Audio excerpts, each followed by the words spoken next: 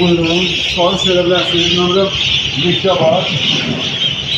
Qaz balası, ördək balası, qırqovul balası, van ördək balası, tekin ördək balası, hinduşka büzəsi, avstralov büzəsi. Zəng edib, ilin boy vaxtı sipariş verebilirsiniz. Hinduşka balası biraz çətinliyi var indi hal-hazırda. Yani heyvanlar az yumurtayır, zakat çoxdur. Ona görə hamıya çatdıramır. Amma bacardığımız qədər qazla, ördəklə, avstralopla təmin edirik. Ha, maşallah. Maşallah, maşallah. Başınızı seçim sağlar. Gelelim bir şey yaptık aslında. Allah, başladık.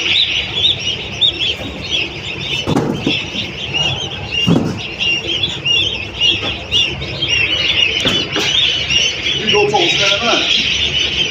İzle yorulmaz. Bizim aslar saymalı. Stop edeyim.